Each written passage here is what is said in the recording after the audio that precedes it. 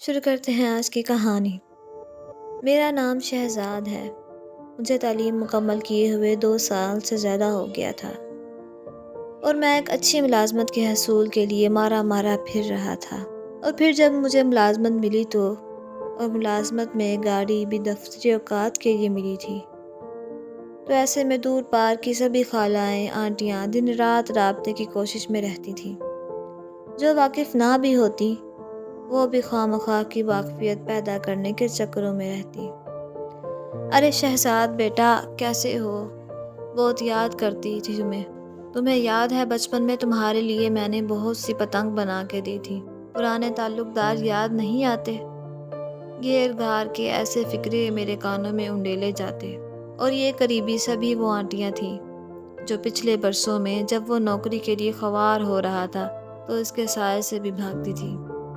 اور تو اور یونیورسٹی کی جس لڑکی کو میری جاب کا پتہ چلتا تو وہ ٹریٹ لینے کے چکروں میں رہتی تھی اور میں پرانی یادوں کو جوتے کی نوک سے ٹھوکر لگانا چاہتا تھا۔ میرے لیے ماضی عذاب اور عورت کا ہر روپ گالی تھا۔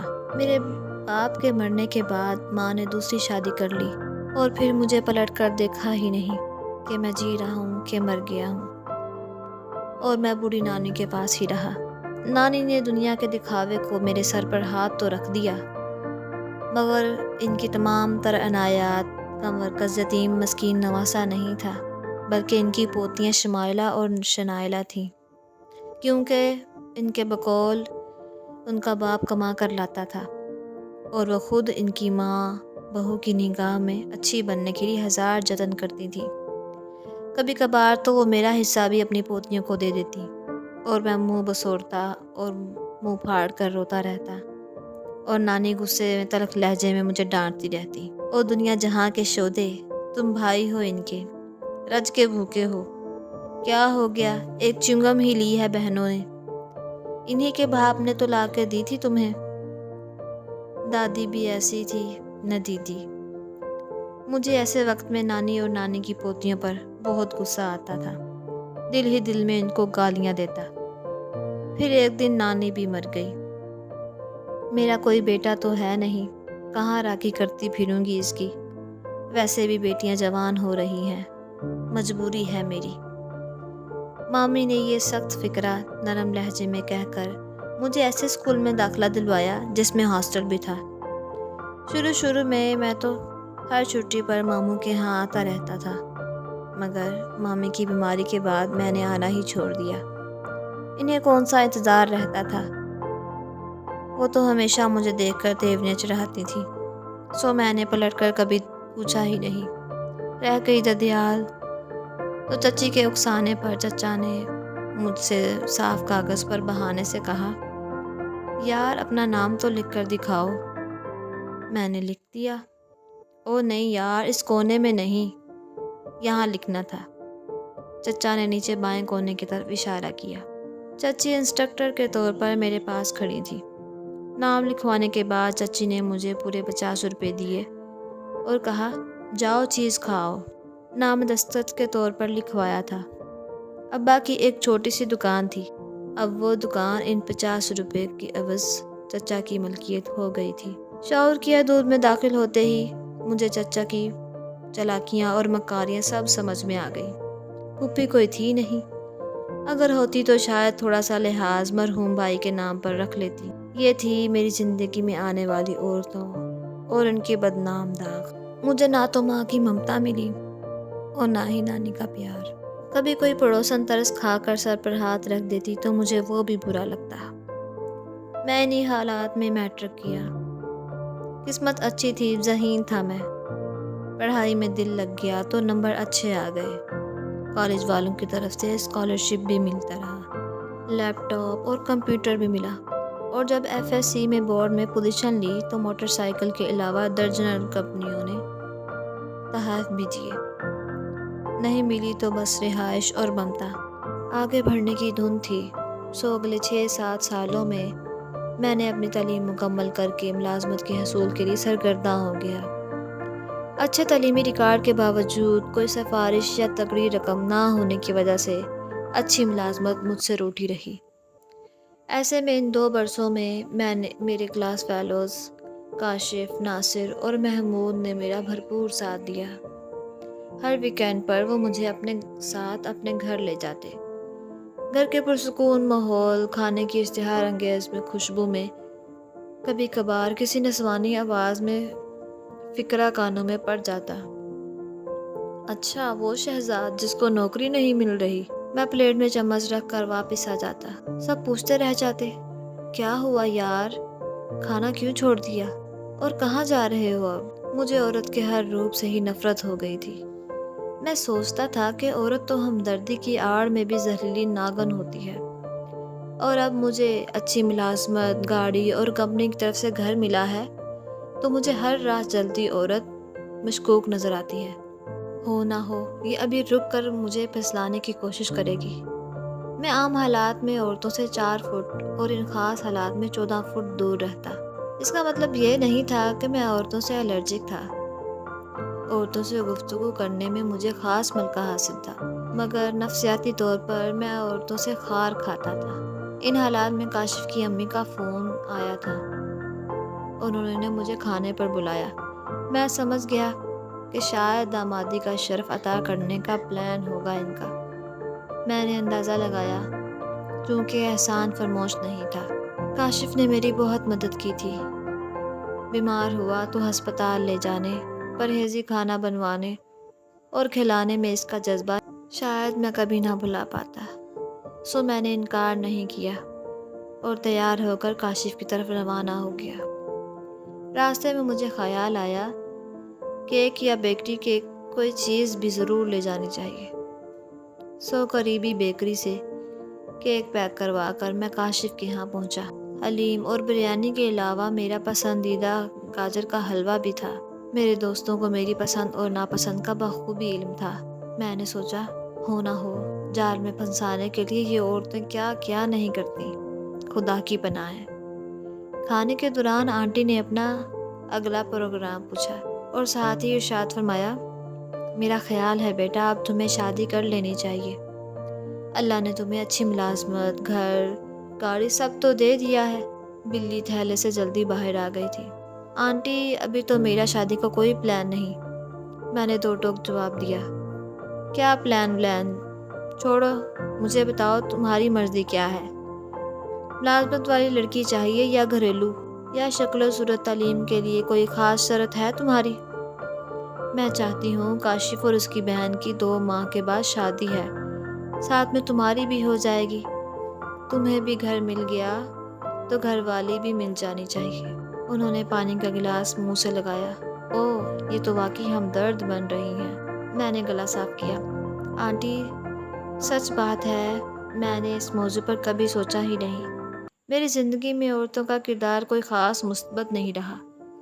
تو نہ صحیح بیٹا، انہوں نے بات کا سرا پکڑا۔ تم سوچو جب تمہارے تینوں دوستوں کی شادیاں ہو جائیں گی تو ان کے معمولات لازمی طور پر ہونے والے تو نہیں رہیں گے نا۔ میں بیٹے تمہاری ماں بن کر سوچ رہی ہوں کہ تم بھی شادی کر لو، تاکہ اگر آپ اپنے شادی شدہ دوستوں کے ہاں جاؤ تو ان کو بھی اپنے ہاں بلا سکو۔ فیملی کا اپنا ہی حسن ہوتا ہے۔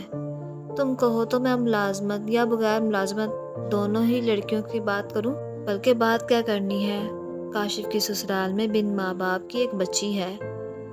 اس نے بھی تمہاری طرح بورڈ میں ٹاپ کیا ہے، یونیورسٹی میں گولڈ میڈلسٹ ہے، ایم فل کا آخری سیمیسٹر چل رہا ہے، بہت خوبصورت ہے، ذہین ہے، ساتھ میں اکیڈمی چلا رہی ہے۔ لیکن تمہاری مرضی اگر کسی اور کے لیے ہے تو بھی بتا دو بیٹا، مجھے ماں سمجھ کر بتا دو۔ لیکن جہاں کاشف اور اس کی بہن کی شادی کی تھی اور اس کی تیاریاں ہو رہی ہیں، ساتھ میں تمہارا بھی کام ہو جائے گا۔ میرے دل کا گوشہ نرم ہوا تو میں نے کہا، آنٹی جیسے آپ کی مرضی۔ میں نے تابع دار ہونے کا ثبوت دے دیا۔ آنٹی نے چند ہی دنوں میں میرے لیے 2-3 طرح کی لڑکیاں ڈھونڈ نکالی۔ ایم فل والی آئمہ کو اپنے ہاں بلایا، بہانے سے کاشف کے ساتھ مجھے بھی اندر بلا لیا۔ چند منٹ کے بعد میں نے بھی ہاں کر دی۔ گاہے بگاہے آنٹی میرے کانوں میں آئمہ کے متعلق فکرے ڈالتی رہتی، اس کی پسند ناپسند کے بارے میں آگاہ کرتی رہتی۔ اس کے اصول اور ڈسپلن کے ہونے کا بتاتی۔ شادی سے ہفتہ پہلے ایما کو مقامی کالج میں جاب بھی مل گئی۔ اس کا ایم فل مکمل ہو چکا تھا۔ اس کی ماں بہت ضعیف تھی۔ میری ان سے ایک آدھ مرتبہ ہی ملاقات ہوئی۔ ان کی بصارت کے ساتھ ساتھ سماعت بھی بہت کم تھی۔ بہت اونچی آواز میں بولو تو ایک آدھ لفظ ان کے پلے پڑتا تھا۔ ظاہر ہے ان کے ساتھ مغز کھپائی کرنا آسان نہیں تھا، سو میری بات چیت اس لیے کم ہی ہوتی تھی۔ بہرحال جہیز کے نام پر میرا گھر سامان سے بھرا تھا۔ بہت نفیس اشیاء تھی۔ ایما بہت حساس ہے، اس کا خیال رکھنا یار۔ ویسے بھی میری سسرالی رشتہ داری ہے نا۔ شادی سے ایک دن پہلے ہی سلسری سا کاشف نے تذکرہ کیا تھا۔ سسرال میں داخل ہوا نہیں کہ پہلے ہی سسرالی مل گئے۔ بہت خوب، میں ہنس پڑا۔ شادی کے دن تک میں نے ایما سے کوئی بات نہیں کی۔ میں نہیں چاہتا تھا کہ عورتوں کے متعلق میرے خیالات ایما کو شادی سے پہلے ہی پتہ چل جائیں۔ بارات خوب سج دھج کے روانہ ہوئی۔ نکاح ہوا۔ کھانا بہت عمدہ تھا، گنے چنے لوگ تھے۔ بارات وقت پر پہنچی تھی۔ رخصتی بھی جلدی ہو گئی۔ سارے دوست، ان کے گھر والے، اس کے گھر والے موجود تھے۔ گزشتہ کئی دنوں سے میں اٹھتے بیٹھتے اپنے ذہن میں ایما سے گفتگو کے فکر ترتیب دیتا رہا۔ میں عورت سے بدلہ تو نہیں لے سکتا ہوں، عورت کو اس کے اوقات ضرور یاد دلا سکتا ہوں۔ اگر مرد منہ نہ لگائے تو عورت کے ساتھ کیا بیتتی ہے، یہ دیکھنے کی مجھے آرزو تھی۔ کمرے میں قدم رکھتے ہی مجھے بھیانک ماضی یاد آ گیا۔ میں نے پہلا قدم رکھا۔ السلام علیکم، قدرے سخت لہجے میں کہا اور مالا اتار کر بے دردی سے صوفے پر پھینک دی۔ سامنے بغیر گھونگھٹ کے ایما بیٹھی تھی۔ وہ تو سراپا حسن تھی، حسن کا استعارہ۔ اس وقت کو گویا آگ کا استعارہ تھی۔ وعلیکم، قدرے لٹھ مار انداز میں جواب آیا۔ میری نظر اس کے چہرے پر گوند کی طرح جم گئی۔ بہت خوبصورت خواتین میں نے دیکھی تھیں، مگر پارلر کا کمال تھا، یا وہ تھی ہی حسینہ نازنین۔ میں اسے دیکھتا ہی رہ گیا۔ میں اس کے پاس بیٹھا، پرور سکڑی نہ سمٹی، بلکہ اس نے بڑی بڑی آنکھیں میرے چہرے پر گاڑ دیں اور میرا سارا اعتماد ختم ہو گیا۔ اس نے میرا بڑا ہوا ہاتھ یک طرف پیچھے کیا اور بولی، شہزاد صاحب ٹھیک ہے، آپ میرے شوہر ہیں، لیکن برا مت مانیے، ابھی بہت وقت چاہیے ہوگا مجھے اس رشتے کو تسلیم کرنے اور نبھانے میں۔ میری ماں کو میرے باپ نے بہت ستایا اور ظلماً طلاق دے دی۔ وہ کسی بھی طرح سے شریف انسان نہیں تھا۔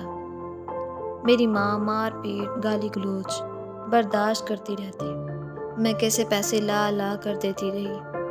اس نے فرما برداری میں حد ختم کی اور باپ نے خباثت میں بالآخر طلاق دے ہی دی۔ میری ماں ہم دونوں بہن بھائیوں کو لے کر دوسرے شہر چلی گئی اور یہ مشہور کیا کہ بچوں کا باپ مر گیا ہے۔ اس کا کہنا تھا کہ متعلقہ عورت پر لوگ ترس نہیں کھاتے، بیوہ پر ترس کھا لیتے ہیں۔ بھائی نے جوانی میں پاؤں رکھا، بعد میں اور باپ کے نقش قدم پر پہلے چلا۔